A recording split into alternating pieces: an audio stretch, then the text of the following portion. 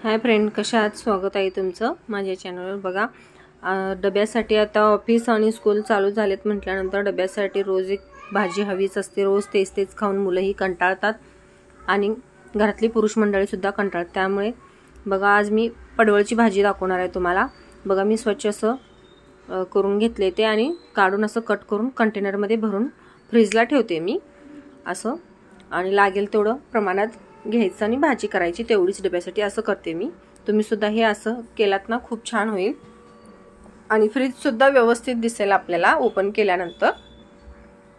आता हे बघा, छान असं मी भाजून घेतले खरपूस रंगावर असं छान। बघा, थोडंसंच एक अर्धा चमचा तेल टाकायचं आणि छान असं भाजून घ्यायचं।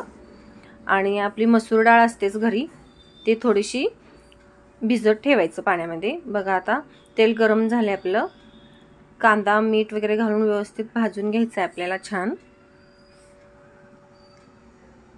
आता हे आपण परतून घेऊया व्यवस्थित।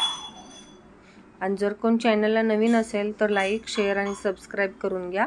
अशा छान डब्यासाठी म्हणा किंवा मुलांच्या टिफिनसाठी म्हणा छान रेसिपी मी तुमच्यासाठी आणत जाईन।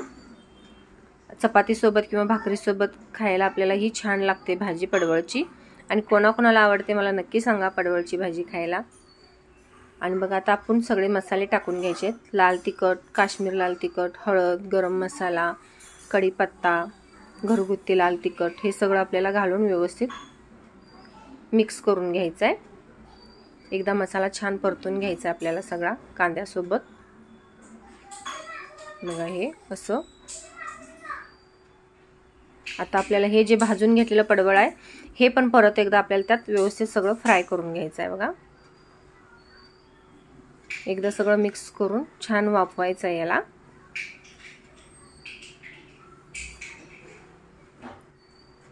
आता ह्यामध्ये आपण जी मसूर डाळ भिजवलेली होती ते पाणी आणि ते मसूर डाळ तेवढंच घालायचं आहे आपल्याला।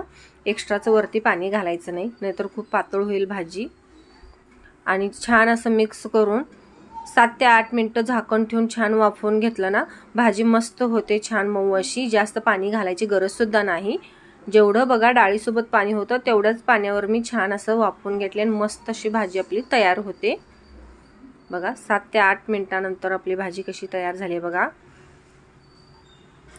छान शिजलेलं आहे पडवळ, कच्चं राहिलेलं नाहीये जरा सुद्धा, कारण आधी आपण भाजून घेतलेलं, परत आणि कांद्यासोबत मसाल्यासोबत भाजलं गेलं आणि आता ह्या डाळीसोबत म्हणताना छान असं शिजलेलं आहे। बघा, किती छान झालेलं आहे सुकी भाजी डब्याला देण्यासाठी। तुम्हाला ह्यात जर पाणी हवं असेल जरा एक्स्ट्रा जास्तीचं, तर तुम्ही गरम पाणी घालून परत एकदा वाफवून घेऊ शकता। बघा, आता आपण छान असं गार्निशिंग करून घेऊया। बघा, भाजी कशी झाल्या, जास्त सुकी पण झाली नाही, जास्त पातळ पण झाली नाहीये, मीडियम झाल्या, जसं भातासोबत सुद्धा आपल्याला खाता येईल असं झालेले आहे। आणि व्हिडिओ आवडला असेल तर नक्की लाईक शेअर आणि कमेंट करा। थँक्यू।